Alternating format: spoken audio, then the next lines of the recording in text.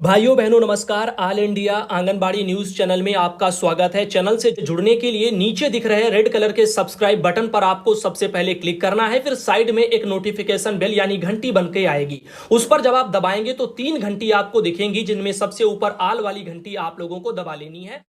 हमारी सेविका सहायिका मिनी बहनों, आज शाम की सच्ची खबरों में आप सभी का स्वागत है। सबसे पहले तो ये कंफर्म कर देते हैं कि जो भी बहनें पिछली साल 2021 में पीईटी का परीक्षा दिया था, उन सब का इस बार आप सब जानते हैं कि सुपरवाइजर के लिए फॉर्म भर जाएगा। तो ऐसे में वो बहनें अब फॉर्म भर सकती हैं। फॉर्म भरना शुरू हो गया है, कई बहनों ने फॉर्म भर भी दिया है। तो आप अपने नजदीकी जो भी जनसेवा केंद्र हैं, कैफे हैं, वहां जहां कहीं भी फॉर्म भरे जाते हैं, वहां से जाकर के आप किसी से भी फॉर्म भरवा सकती हैं और आपका सुपरवाइजर का फॉर्म भर जाएगा। उन्हीं बहनों का भरेगा जिन बहनों का मैंने बताया पिछली साल 2021 वाला जो पीटी का परीक्षा दिया था वो अनिवार्य है, उसी के आधार पर होगा। और उसके अलावा जो भी मानक स्वरूप आपके सब्जेक्ट होने चाहिए, यानी जो विषय होने चाहिए, और वो सब आपको पहले बताए जा चुके हैं, तो उसी अकॉर्डिंग आपका फॉर्म भरेगा। अब विषय पर ज्यादा चर्चा करने की कोई आवश्यकता नहीं। अब आप खुद ही जाओ कैफे और वहां पर देखो कौन कौन से सब्जेक्ट से फॉर्म भर जाता है और आराम से भर दीजिए। और बाकी पेट तो जरूरी है, बिना पेट के तो कुछ होना नहीं है। तो पहले तो पेट आपके पास होना चाहिए, पिछले साल वाला आपने एग्जाम दिया हो, और बाकी बातें बात की हैं। अब देखो, अब चलते हैं आगे। अब जैसा कि ये तो हो गया सुपरवाइजर के लिए, तो सुपरवाइजर की परीक्षा अभी उसकी डेट वेट नहीं आई है, लेकिन जो पीटी की परीक्षा है जो इस बार होगी। अब पीटी का जो एग्जाम है पिछली बार जो नहीं दे पाए थे वो इस बार दे रहे हैं, ठीक। तो उनके लिए भी फॉर्म लिए जा चुके हैं, फॉर्म अप्लाई हो चुके। आप सब जानते हैं पिछले 31 तारीख तक, जुलाई तक फॉर्म लिए गए थे। तो अब उनका जो परीक्षा पहले होना था वो तो जो है अगले महीने जो है सितंबर में होना था, लेकिन वो कैंसिल हो गया। दोपहर को मैंने आपको उसका सरकारी आदेश भी दिखा दिया और मैंने बता भी दिया कि अब जो परीक्षा होगी वो 15 और 16 ये 2 तारीखों में होगी और ये अक्टूबर महीने में होगी। तो 1 महीना और टाइम बढ़ गया। तो 15 अक्टूबर और 16 अक्टूबर को आपका जो है पीईटी 2022 वाला इस साल का परीक्षा कराया जाएगा। पीईटी के लिए आप हर साल जो एग्जाम देंगे जब भी आपको जो अगर नौकरी चाहिए, क्योंकि 1 साल के लिए वैलिड है। जिन्होंने पिछली बार दिया उनका इस साल तक जो है अक्टूबर नवंबर तक बस वैलिड रहेगा। उसके बाद जब इस बार जो है फॉर्म वो फिर भरेंगे तो अगले साल कोई वैकेंसी आएगी अक्टूबर नवंबर तक दिसंबर तक, तो उसमें वो डाल पाएंगे, ठीक। तो इस तरह से आप लोगों को जानकारी होनी चाहिए। तो अब देखिएगा, बाकी ये मत समझना इस बार जिन्होंने पेट का जो है फॉर्म डाल दिया है तो उनका सुपरवाइजर में पड़ जाएगा। देखो ये सारी चीजें आपको ऑल इंडिया पर मैंने पहले ही कंफर्म कर दी थी कि पिछले साल का लग रहा है, पिछले साल का ही लगेगा। इस बार डाल दो ताकि आगे कभी भर्ती आए तो उसमें कम से कम चांस मिल जाए, अगले साल कोई भी भर्ती आए। या फिर मान लो यही भर्ती अगर किसी तरह खटाई में पड़ती है, बंद होते हैं विज्ञापन, दोबारा से अगर आ जाते हैं, उसमें कह दे कि 22 का लग जाएगा, तो फिर ऐसे केस में फिर आपको रोना ना पड़े। तो अगर आपको कुछ करना है नौकरी तो पेट तो देना ही होगा, हर हाल में देना होगा और हर साल देना होगा। इस बात को अपने दिमाग में गांठ बांध लीजिए। अब बात करते हैं अगली जानकारियों की तरफ चलते हैं। तो ये सब जानकारी आपको पहले दी जा चुकी है। परीक्षा की जो डेट है वो बढ़ा दी गई है, हो सकता है फ्यूचर में भी और आगे आपकी बढ़ा दी जाए। बाकी आप बढ़ने के इंतजार में मत रहना, इतना बढ़ गया काफी है। अब देखिएगा, यहां पर बात करते हैं भ्रष्टाचारी की, यानी भ्रष्टाचारी की पोल खोलने की बात करते हैं। यहां पर राजस्थान में बहुत ही ज्यादा भ्रष्टाचारी मची हुई है इन दिनों, और वो भी ये कोई लाख 2 लाख की नहीं है, करोड़ों का ये घपला वहां पर होगा। और कैसे होगा आइए इसको समझते हैं। देखिए, शांति देवी बहन है, नागौर से आती है, राजस्थान का जिला है नागौर, और उन्होंने कहा है कि 6000 रुपया आंगनबाड़ी कार्यकर्ता के बैंक खाते में जमा किया और ऑफिस वालों ने कार्यकर्ता से यह रुपया लेकर के यह स्टील का जो ट्रंक है वो ऑफिस वालों ने खरीदा है। क्या यह 6000 रुपए का स्टील का ट्रंक है? तो आइए देखते हैं भाई यह कैसा है स्टील का ट्रंक। तो ये जो बक्सा है आप देख रहे हैं जो स्टील का बताया जा रहा है, क्या ये 6000 की कीमत का होगा? तो आप सब कहेंगे बिल्कुल भी नहीं, ऐसे तो बक्से जो 1000-1500 में जो है मिल जाएंगे। नहीं 1000 तो 1500, बहुत बहुत 2000, इससे ऊपर के तो मिलेंगे नहीं। अब 6-6 हजार की कीमत इसकी बता करके बहनों से जो है 6-6 हजार ले लिए गए जो उनके अकाउंट में आए, और ऐसे में अधिकारी डकार रहे हैं। लिखा है आदेश में स्टील ट्रंक है और यह लोहे का है, ऐसा बहन का भी कहना है। अब देखो 2000 रुपए का यह बक्सा है और आंगनबाड़ी कार्यकर्ता से 6,000 रुपया लिया गया है, 4,000 रुपया खा गए। तो इस तरह से ये जो लूट मची हुई है बाल विकास में राजस्थान राज्य में, आखिर इस पर यूनियन को एक्शन लेना चाहिए। और यहां पर देखो, अगर पैसा कार्यकर्ताओं के खातों में डाला जाता है ऊपर से, तो वो पैसे अधिकारी निकलवा करके क्यों उन सामानों को बेचते हैं या देते हैं? अब मुनाफे के लिए तो देते हैं, वरना आया है माल तो वो खुद खरीदेंगे। अगर विभाग को देना था तो विभाग अपने आप से देता, अपने अंडर में लेकर के, जो भी क्वालिटी होती वो उसके लिए वो जिम्मेदार होता। लेकिन पैसा कार्यकर्ताओं के खाते में, पैसे के लिए वो जिम्मेदार, क्वालिटी घटिया मिले कुछ भी मिले उसके लिए कार्यकर्ता जिम्मेदार हो जाएंगी। जब भी कुछ होगा कहेंगे पैसा तो 6,000 दिया गया, तो क्या आप कहेंगी बाकी सब बाबू ने ले लिया, वहां पर ये हुआ वो, और होता ही कुछ नहीं, क्योंकि वही तो सब है, करता धरता मारता सब वही है। तो जांच करने भी वही आएंगे, लूटेंगे भी वही, खाएंगे भी वही, डकारेंगे भी वही। तो इस तरह से आप देखिएगा जायला परियोजना में, तो जायल एक परियोजना है, वहां पर 245 आंगनबाड़ी केंद्र हैं, सभी को यह बक्सा दिया गया है, लाखों रुपए वहां पर खा गए। अब देखो लिखा है 7,35,000 जो इतने जो यहां पर रुपए यहां पर डकर गए, यानी डकार लिए गए, खा गए इतने पैसे। अब देखो एक एक परियोजनाओं में इतना लंबा लंबा खेल चलेगा। पूरे राजस्थान में आप सोचिए कितनी आंगनबाड़ी कार्यकर्ता है, कितने केंद्र हैं, और उन सबको आप 6,000 से गुणा कर लेना, जितनी भी कार्यकर्ता हो, अंदाजा लग जाएगा ऑटोमेटिक आप लोगों को, क्योंकि एक कार्यकर्ता के लिए 6,000 रुपया। और रही बात इस पैसे की प्रावधान की, तो वो सब आपको ऑल इंडिया पर ऑलरेडी जो है, जब ये ट्रंक का आदेश खरीदने के लिए आया था, तो मैंने स्टील ट्रंक के लिए तो मैंने बताया था 15/7/22 का ये लेटर राजस्थान में निदेशालय का, आप साफ शब्दों में देख सकते हैं। यहां पर स्वीकृत आंगनबाड़ी केंद्र पर सैनिटरी नैपकिन के भंडारण के लिए ये स्टील के ट्रंक राजस्थान में खरीद किए जा रहे हैं, क्रय किए जा रहे हैं, जिसके लिए 6,000 रुपया प्रति आंगनबाड़ी केंद्र प्रस्तावित था। और वो पैसा कार्यकर्ता के खाते में आया और विभागीय अधिकारी उसको निकलवा करके और उनको 2-2 हजार की घटिया क्वालिटी की चीजें थमा रहे हैं बक्से स्वरूप, और बाकी के पैसे डकार रहे हैं। ऐसा वहां पर कार्यकर्ता बहनों का आरोप है। विभाग को इस बारे में संज्ञान लेना चाहिए, जांच करनी चाहिए, लेकिन कहना हमारा कर्तव्य है, बाकी होगा कुछ नहीं, क्योंकि आप सब जानते हो कि करता धरता मारता सब वही है, ये कभी झूठ हो ही नहीं सकता। तो जो भी करना होगा वही करेंगे, और वो करेंगे कैसे जब वही सब कर रहे हैं? तो यहां पर आप लोग इस बारे में क्या करना चाहोगे? अगर यूनियन इस मैटर पर जो हस्तक्षेप नहीं करेगा राजस्थान में, तो वहां पर इसका कोई फायदा नहीं है, बस ऐसे लूट मचती रहेगी। अब जो भी है, आप सब भी तो यहां पर जो है दिक्कत खड़ी करते हैं, क्योंकि आप लोग ही विरोध नहीं करते। अब यही सबसे बड़ी प्रॉब्लम है। अब ताकत आपकी है, ये समझ लेना।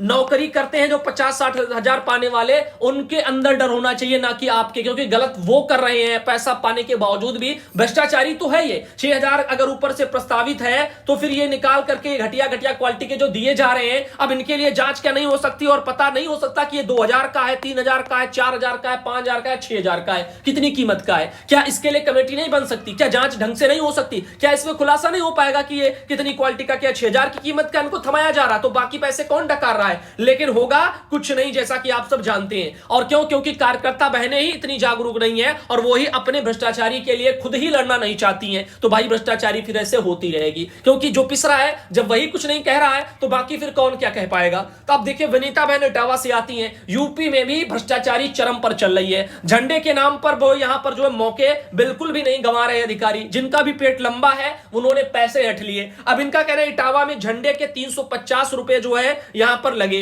वो लिए गए। अब बोला गया था कि 11 झंडे दिए जाएंगे, लेकिन एक झंडा दिया गया। अब बताओ, ऐसे पैसे लूटे जा रहे। और पैसे झंडे के नाम पर, ये 15 अगस्त तो 26 जनवरी, इनमें कोई पहली बार आप नहीं देख रहे हैं, पहली बार तो पूरे राज्य में आप एक साथ देख रहे हैं ये वसूली का खेल। बाकी इसके पहले भी कई जगह आपको पता होगा जहां जहां पैसे लिए जाते, हर इन जो है पर्वों में, चाहे 15 अगस्त हो, चाहे आपका जो है 26 जनवरी हो, इसमें झंडे के नाम में 100-100 रुपया बहुत पहले से चलन बना करके रखे हैं। उसमें एक बिल्ला बिल्ला पकड़ा दिया जाता है, बस घर बहने चली जाती हैं। इस बार झंडे वाला सिस्टम चल रहा है, तो झंडे के नाम पर ऐसे लूटे जा रहे हैं। अब बताइए उत्तर प्रदेश सरकार इस बारे में क्या कहना चाहेगी? विनीता बहन है जो इटावा से आती है, उनका यह कहना है, उनके 350 रुपया बोला गया, लिया गया, और 11 झंडे के लिए, लेकिन मिला केवल एक झंडा। अब देखो, और वैसे भी सरकार ये क्यों कर रही है? उन्हीं के पैसों से ये सब मना रही है, और जो विभाग के पास या सरकार के पास जो बजट अभी जारी होगा इसका, वो फिर कहां जाएगा? कौन डकारेगा?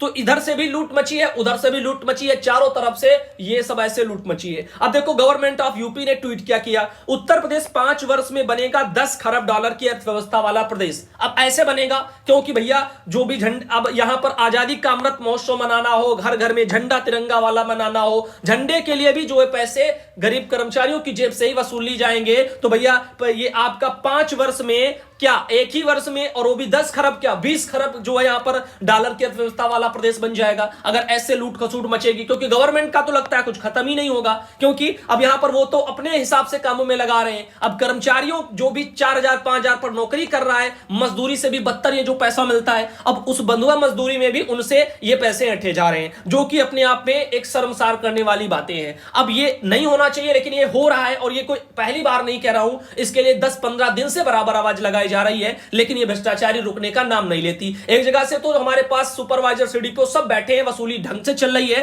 वीडियो भी आया, एक बहन ने भेजा, लेकिन डर की वजह से वो नाम वाम बताना नहीं चाहते। खैर, उन चीजों को अन्य चैनलों पर प्रसारण किया गया, लेकिन फिर भी मैं यही कहना चाहूंगा कि इस भ्रष्टाचारी पर लगाम लगनी चाहिए। इससे थू थू हो रही है। रीजन सबसे बड़ा ये है क्योंकि ये गरीब कार्यकर्ताओं के ऊपर प्रेशर बन रहे हैं और जबरदस्ती इनसे कराया जा रहा है। एक तो आपने देखा हाथरस का शायद मैटर है, उसमें तो सरकारी अध्यापक जो हैं, प्राइमरी वैमरी वाले जो भी हैं, चाहे जूनियर के हो, वो क्या बोल रहे हैं, जो बच्चे आते छोटे छोटे पढ़ने के लिए प्राइमरी विद्यालयों में, नन्हे मुन्ने, उनसे कह रहे हैं 15-15 रुपए वसूलने के लिए बता रहे हैं। और ये भी कह रहे हैं कि शासन से, योगी जी के वहां से ऑर्डर है, फलानी वहां गए थे तो मीटिंग में बीआरसी पे ये बताया गया, वो हुआ, 15-15 रुपए पड़ेंगे, 15-15 रुपए लाओ। बताओ, खुला उनका वीडियो चल रहा है। अब बताओ कैसे, मतलब क्या होगा? ऐसे करके भ्रष्टाचारी मची हुई है। अब क्या यही आजादी का अमृत महोत्सव सरकार ऐसे मनाएगी? इतना भी लगाम नहीं है कि जिस तरह से भ्रष्टाचारी हो रही है, खुलेआम चरम पर हो रही है, उस पर लगाम लग सके और सरकार जो आजादी का अमृत महोत्सव है वो अपने जो है राज्य सरकार खर्च पर वहन करे, किसी भी कर्मचारी को इसके लिए जो है यहां पर उस पर ये वसूली वाला खेल ना चले।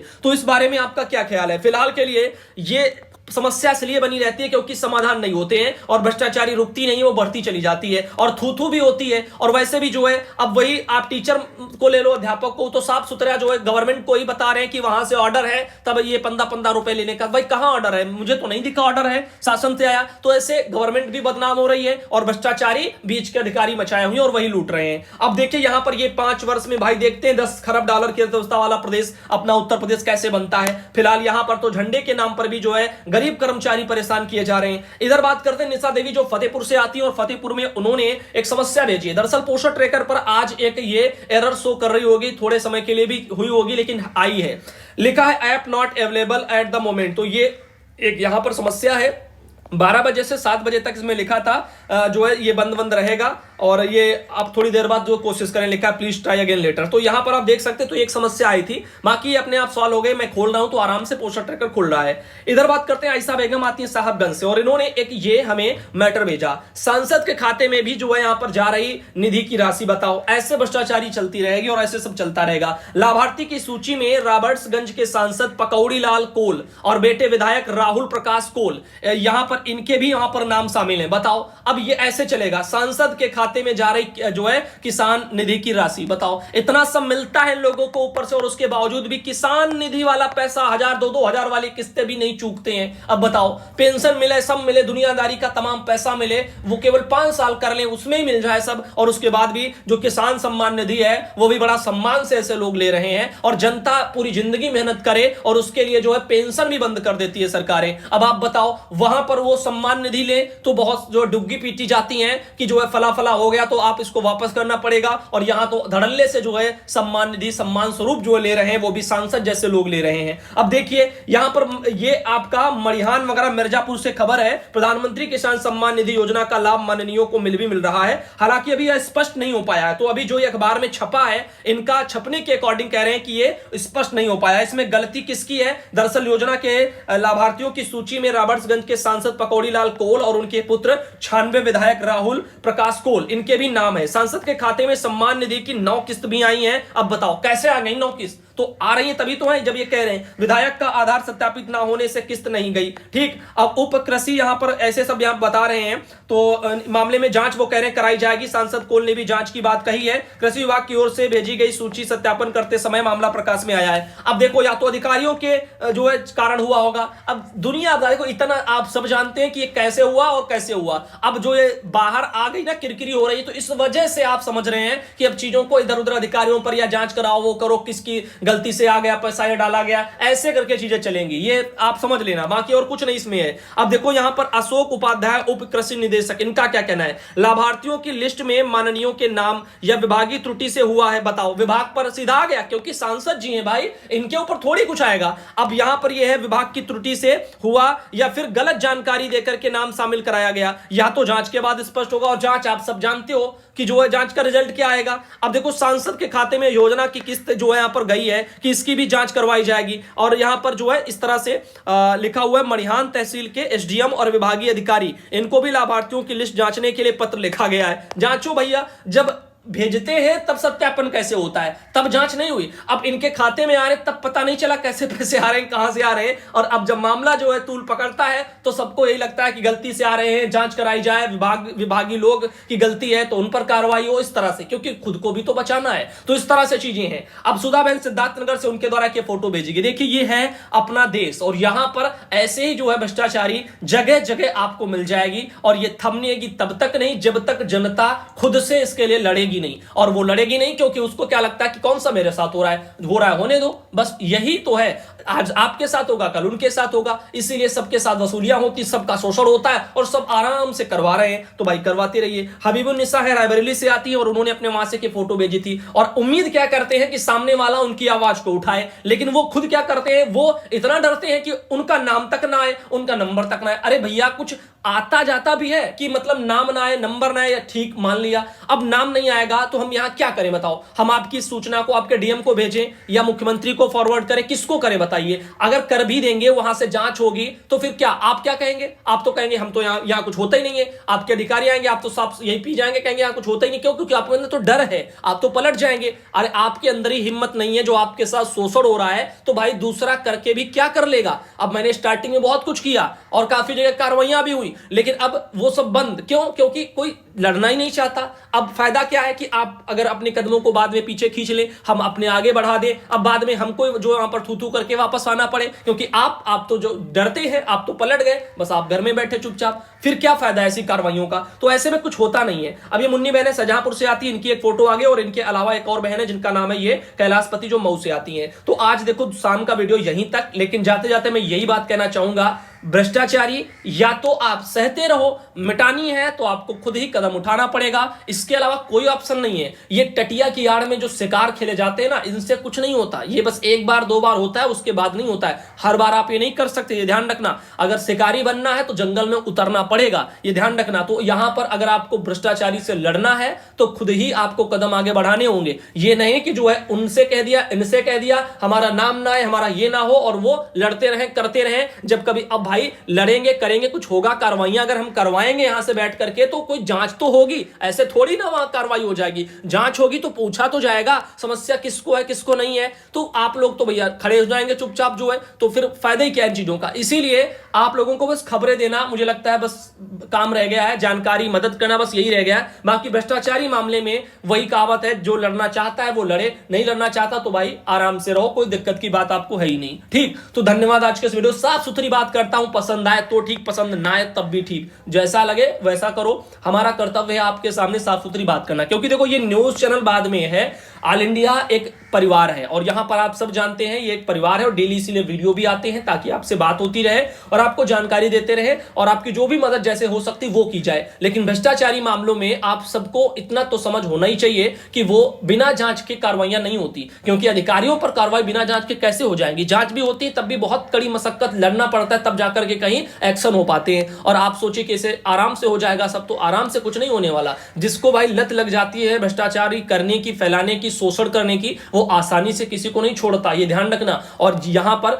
रगों में दौड़ रही भ्रष्टाचारी अपने विभाग में, तो ऐसे में जो है क्या है, ऐसे में आप लोगों को बहुत लड़ना पड़ता है। इसलिए मैं ये नहीं कहता आप लड़ते ही रहो, आपको जो सही लगता है, जैसा आपको लगता है, जिस तरह का शोषण है, जो भी आपके मन में है, हम आपके साथ हैं। लेकिन आप भी तो कम से कम आगे आगे चलिए, आप भी तो साथ रहिए। लेकिन पता चला आप कह रहे हैं हम आपके साथ हैं, आप पीछे खड़े हैं, हमें दूर दूर तक आप दिखाई ही नहीं दे रहे, हम तो दौड़ते हुए चले गए। वापस आना हमको, हमें लग रहा है कि अब तो हमें और वापस आने में भी दिक्कत हो रही है। तो इस तरह से दिक्कतें हैं, तो वहां पर जवाब भी देना पड़ता है कि समस्या किसके साथ है। हम तो आपकी आवाज उठाने के लिए हमेशा तत्पर हैं, लेकिन आपको भी तो खड़े रहना होगा अपनी समस्या के लिए। ठीक, तो इस बात को समझिए, इसको नकारिए मत, इस पर ध्यान दीजिए, विचार करिए। धन्यवाद।